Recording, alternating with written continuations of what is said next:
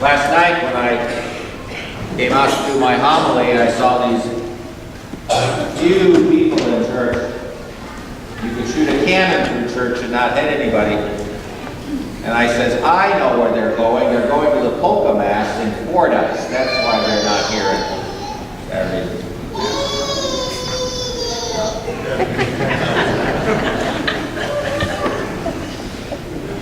I think that's at 10:30. You can still get to that.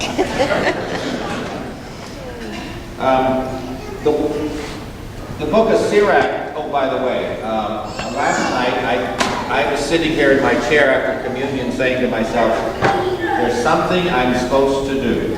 There's something I'm supposed to do. I can't remember what it is, so I just forgot about it. Well, during the announcements this morning, I remembered what I was supposed to do. There is a second collection after communion, okay? So please, whoever takes up the first collection, please remember to take up the second one, because I will not remember. I promise you. So you please remember that, all right? So anyway, the reading today from Sirach, written about 150 years, 175 years before the time of Jesus, has these lines in it. The one who serves God willingly is heard. The prayer of the lowly pierces the clouds. Such is the theme of all of our readings today, especially the first and last. Humility and pride and prayer and how they play out together. Back in 175 BC, the people of Judaism lived, many of them, in large pagan cities where they were a very, very small minority. And they were losing their faith. People were just being absorbed into this secular culture, this pagan culture that was in these cities around the area. And so how is it that we can preserve our faith? Not much different than today, trying to figure out how we preserve this Catholic faith in the midst of this very pagan culture which we're in. The author tells us that you must do acts of charity, keep the law, give alms, refrain from evil. Simple things. But the acts of charity is the big mark, that you are to be people of love. You are to be practicing this acts of charity, not just to the people who are your own community, but also acts of charity to those who are outside. Show by your actions that truly God is your center. In a sense, become answers to the prayers of the poor. In Luke's Gospel today, which we can almost give the title, the Gospel of Prayer, more than any other of the Gospels, he speaks about prayer in his Gospel. 3 separate parables come off very strong about prayer. The parable about the friend who comes to his neighbor and asks for bread because he suddenly got a visitor and he's got nothing to give him. And he's banging on the door, and the neighbor says, no, I'm in bed, leave me alone, go away. And he says, he won't give him what he needs because of charity, he will give him what he needs because of persistence. He'll keep banging on the door. Or the story of the widow and the unjust judge. She keeps coming to him, asking for justice. And finally he says, okay, fine, I'll do what you say because I'm afraid you're going to do me harm. And he does what she asks for. The comparison is that if the friend who doesn't want to get up and the judge who doesn't want to do this just deed is willing to do it because of persistence, how much more God will hear us. Because God is not the friend who won't get up. God is not the unjust judge. God is the one who loves us. He will answer our prayers. The question comes, how does God answer our prayers? Well, all of these things have to do with persistence and humility.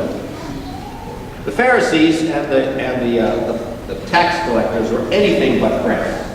The Pharisees kept the law perfectly, and these tax collectors who were Jews also working for the Romans were collecting taxes for an occupied power.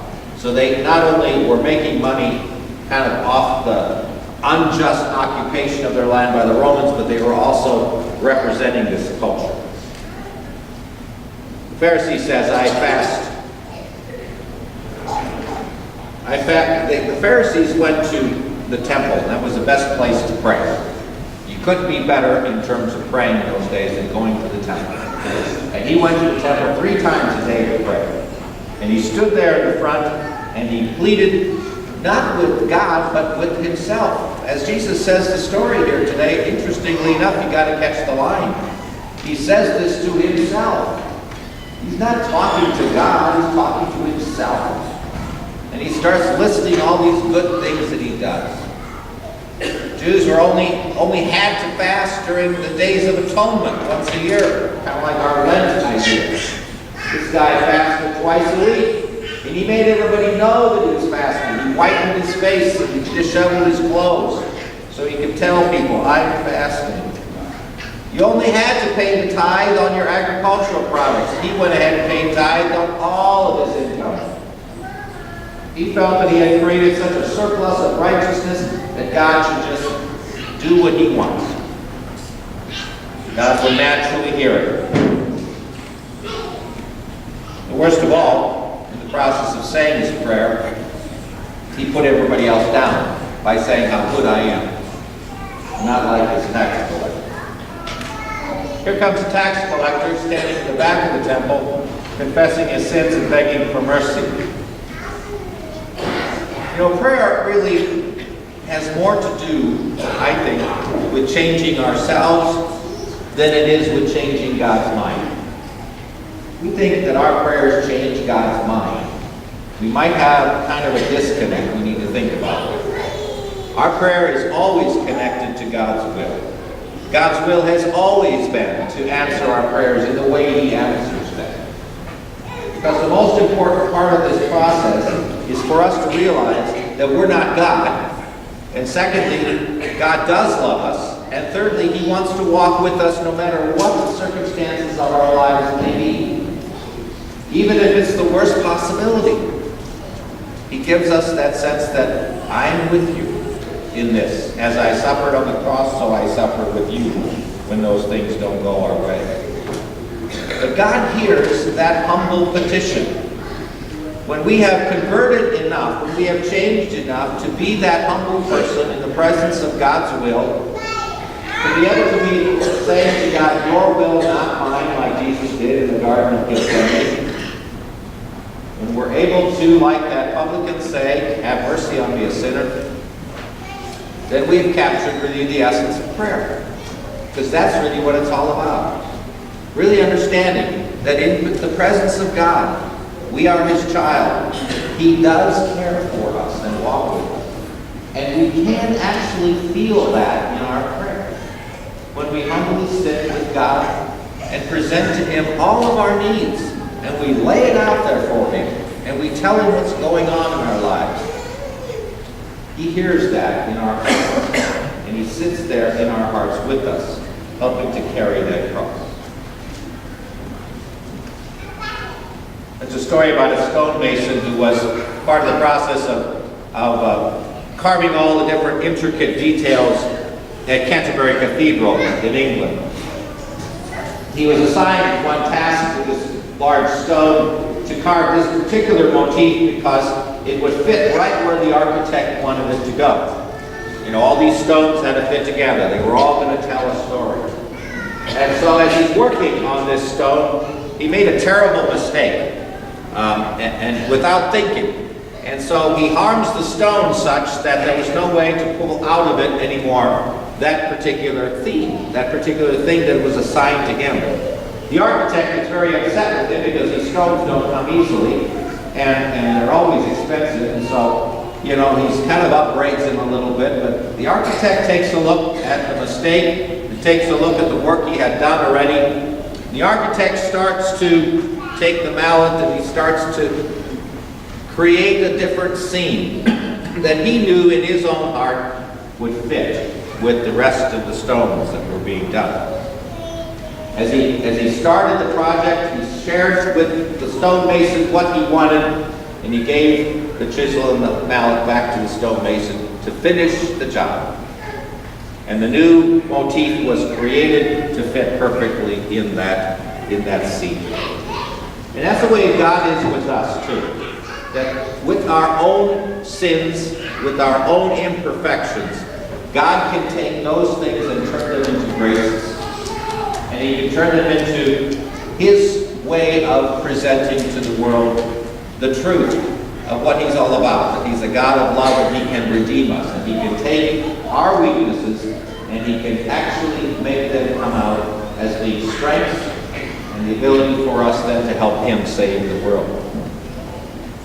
Humble prayer takes all of our sins and turns them into graces.